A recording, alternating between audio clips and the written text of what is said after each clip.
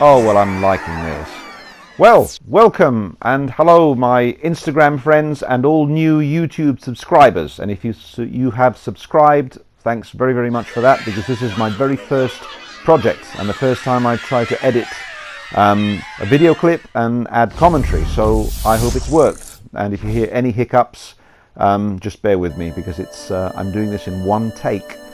Anyway, my name's Michael. And welcome to my retro page. It's called Retro Direction, and over the coming months, weeks, years hopefully, I'm going to be reviewing some of my vast collection of retro titles that I have. And you can probably tell I'm using a PS4 to sort of do all this video editing, but now I do have a PS4 and an Xbox One as well, but I'm a retro gamer at heart. And anyway, tonight we're going to be reviewing some side-scrolling beat-em-ups, which are my favourite genre, always have been, always will be. And in particular, the first three Streets of Rage titles, and the third one I'm going to review, I'll save that surprise until the end. But anyway, on with the show, as they say. Well, Streets of Rage 1, you could say it's the one that pioneered it all. Now, those fans of Final Fight may disagree with me, and don't get me wrong, I do really like the Final Fight games, but I think Streets of Rage has that kind of atmosphere, that edge, that charm that no other games have got, really. Anyway, here's your character select screen. You've got Adam, Axel and Blaze. Now, for the first game when I play it, I always tend to choose Adam, because he's just cooler. He's got better animation than Axel for a start. Now, Axel's animation disappoints me somewhat in this game, but it's much better in the sequel, but we'll get to that soon. Anyway, you're dropped in the thick of it. Now you're going to walk the Streets of Rage, the so-called Streets of Rage here. Now, Adam is pretty good because he's got some very good reach, and before enemies actually get to him, he can start pounding away, with the exception of this guy, but there you go. You don't need to let them get too close before unleashing hell. And here's a good example. Now you've got your basic selection of punches and kicks if you mash the attack button. And you've got a selection of throws. If you get close to an enemy, you grapple him automatically. Then you can do things like kneeing him in the groin, or headbutting him, or throwing him over your shoulder, slamming him to the ground, or just generally, dealing out some hurt. There you go, just get rid of this guy. And you've got flying kicks, jumping kicks, and there's the overhead throw there. But yes, overall, Adam is my character that I choose for the first game. Now, as you walk along, you can select a variety of items to sort of replenish your health if it gets too low. You can pick up apples, which give you part of your health back, and you can also select roast chickens that replenish the whole health bar. And then you can pick up various weapons like bottles. You can pick up steel pipes, katana blades, and basically you can use weapons to destroy your opponents. Here's a bottle I picked up. Now, the good old Mega Drive sounds. I love the sound the bottle makes, but anyway. And here's the move that is a little bit bizarre. This is, if you get surrounded by enemies or swarmed, all you've got to do is press the square button, and Adam summons a cop car, which fires a missile and clears out the surrounding enemies. Now, I didn't really like that move. It was a bit far-fetched for me, but there you go. It's just a game after all. Now, let's hit somebody with this bottle. I know it sounds really, horrible, doesn't it? You wanting to hit people with bottles, but only in gaming terms with that sound effect. Now, we're going to pick up the steel pipe now. Now, that jumping back kick is Adam's back attack. And there you go. Now you can hit people with this steel pipe, get rid of them. And now the other thing you'll notice is this incredible soundtrack. Now, there's a Japanese composer that does that. It's Yuzo Koshiro. And hopefully I've pronounced that properly. If not, then I'll be prepared to be lynched. And there you go. You can destroy these telephone boxes. They hide goodies as well. And here you go. It's quite easy to get swarmed by enemies and knocked around. Now, Streets of Rage 2. This is another story. Now, this is the best one of the three, in my opinion, and actually in lots of people's opinions. But for this game, I always choose Axel. For a start, he's well-rounded. He's a martial artist, so he's got a very good combination of power and speed, and he's just cooler. And as you can see, the sprites are huge. They're very detailed, very well animated. The whole game is actually a bit more detailed. It's 16 megabits, so it's quite a powerful cartridge. Now there's a great variety of moves here, much greater than Streets of Rage 1. Here's a flurry of punches, but when you use it, it depletes a little bit of your health bar, so you've got to use it sparingly. But there's that grand uppercut there that deals a hell of a lot of damage. That's Axel's power move. Now you've got other characters to choose here. You've got Max, the big hulking wrestler, who's slow and cumbersome, but bloody hell is he powerful. Then you've got Blaze, who's not quite as strong as Axel, but she's very fast. She's kind of more acrobatic in her style. Then you've got Skate, which is actually Adam's younger brother. Now the storyline in this game is that Adam's been kidnapped, so the guys have got to get together again and go rescue him, and Skate joins the gang. Now Skate is a little boy, but he's extremely fast, not very strong, but you know, it's very hard for enemies to hit him because he's just so quick with his moves and flurries. Now here, I'm going to pick up my favourite weapon, the steel pipe. I just love bashing people over the head with this one. It's just absolutely hilarious. There you go. Trash cans. Help replenish there. Ah, yeah, him.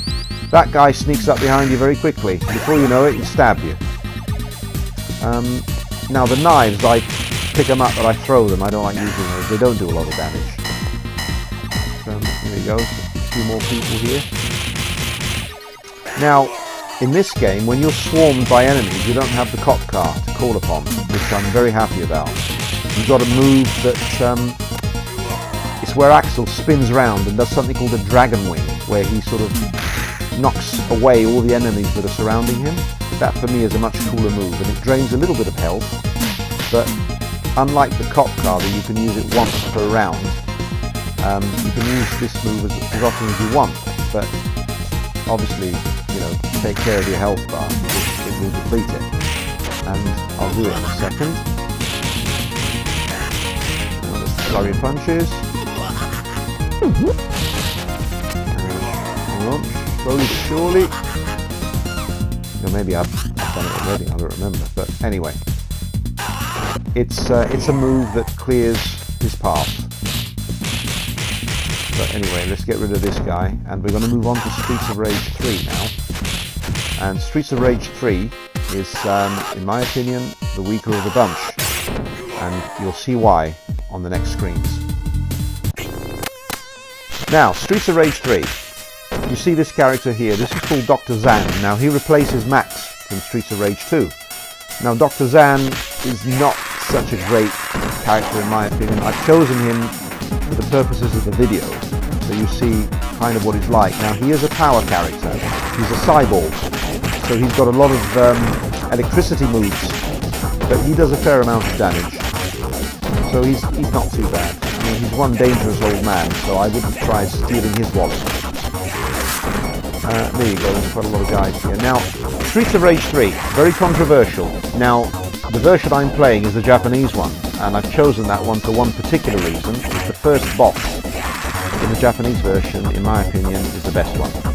Now, for the US and UK versions, he was unfortunately dropped, and for the simple reason that, well, the dreaded censorships. Now, you know, some countries may find certain content a little bit offensive, so that was the case with Ash. Now, Ash is the guy driving the boat, and you'll see what I mean. For those of you that haven't played the game, as soon as he jumps out and attacks me, you'll see why he was dropped. And there you go. Now, personally, I love this guy. Now, when he hits you, he's got this hilarious chuckle, and, well, anyway, you can see why the game is considered controversial. Now, Ash is a guy that likes to dress up as a woman, and he's not a straight guy. But as a boss, he's a lot of fun to fight, and he's dangerous because he packs a punch. Now, as you can see, he's doing a lot of damage with his throws, and he's also got a leg attack, where if he gets you with one of his kicks, he can probably drain your entire health bar in like 2 moves. But there you go. Now he's going to throw me again to kill me because I've not got much health left. And there you go. That's me gone for now. So the way to fight Ash is to keep your distance and jump kick him. And he just did that chuckle there. Of course, me blabbing over it, you didn't hear it, but a little bit of trivia. After he was dropped from the other 2 versions, if you go into the options screen and choose sound and music, you can still hear his theme music, which is this one, and you can still hear his chuckle in the sound effects. So there you go. Now he cries his eyes out when you beat him. There you go, and Zan walks off like a nasty old man that he is. And here's the surprise, ladies and gentlemen. My favourite Shinobi game, it's Shinobi 3. Now for the purposes of this game, of the video, I'm going to activate a cheat here, so I'm going to reveal a little cheat that makes him invincible. Now you select easy mode because it's easy. Sound effects, you select shuriken, 0 the shuriken amount, and wait for a little bit, and it turns to infinite. Then you go to music. You select Japanese, play it, then go back to Shinobi Walk, select that one, select Sakura and Getafu, and that activates invincibility. Now there's a little chime when you do the cheat correctly. And anyway, Shinobi 3, in my opinion, is the best Shinobi game. Now for the simple reason, it's very, very polished. The animation is great. I mean, Shinobi moves beautifully there. Now, the game is a lot more responsive than, say, Revenge of Shinobi, which I know is in a lot of people's hearts. Now, I do like Revenge of Shinobi, but, I mean, when I played this one, I was just blown away. Now, back in the 90s, these graphics were state-of-the-art. Now, in particular, the level that comes after this one, which is kind of what compelled me to buy the game. I thought, I have got to play it again. Now, I ordered this one when I lived in Italy still. I was back home in Italy and I ordered Streets of Rage 2 first, Spider-Man vs. the Kingpin, and then when Shinobi came out, it was only available on Japanese, and it was called the Super Shinobi 2 at the time. Now, of course, the European version is Shinobi 3 Return of the Ninja Master. Now, the game is much more responsive to play, and it's much faster pace. He doesn't just walk and sort of, you know, shamble along like in Revenge of Shinobi. You can actually run, you can jump, you can spin around, you can unleash a volley of shurikens, and also there's a flying kick, which is really cool, which I'll get to in a second. You can run up to people, you can swipe them with your sword, you can cling to ropes and you can rope swing. You've got hidden areas to uncover, like this one, which you can jump from wall to wall.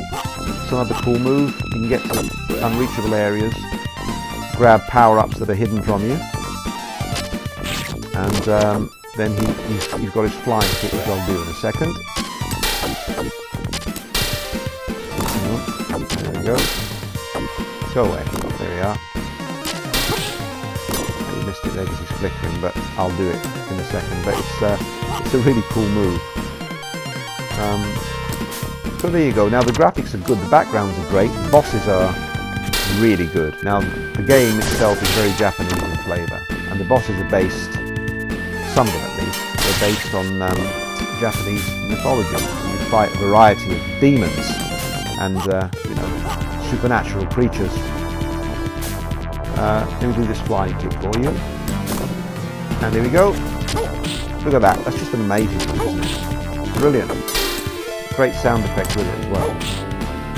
You just, you know, it feels like he's actually hurting people. There you go. One hell of a ninja, this guy. It'd be good to have him as your best mate. Nobody would ever trouble you again. Right, now we're going to go on to the next screen now, where we're going to fight the first boss, and he's relatively easy. All you've got to do is slash him when he gets close to you. Now, what I'm going to use here, Shinobi has a variety of ninjutsu powers. He's got 3 or 4 to choose from. This is one of the ones that is more devastating. Takes off quite a bit of boss health, so it's best to save them for the bosses. There you go. He's done. Now, the level we've all been waiting for, my favourite level. Are you ready for this one? Wait for it. There you go. Look at that. I really wanted to play this game just for this level, and I was suitably astounded when I played it. I thought that horse is so well animated. Now you can attack with the horse as well. You can sort of jump up in the air and come crashing down on your foes with it. You can crush them beneath your horse's hooves. And it's quite a nice level, this, as well. Now you fight like a mini-boss in this one, towards the end of it. And the cool thing is, your enemies descend from these kites, which I find a really nice touch. Now, like I mentioned earlier, it's very Japanese in flavour, but now Japanese culture has always fascinated me anyway. I love Japanese games. And of course the soundtrack is incredible throughout this game. This particular theme is one of my favourites.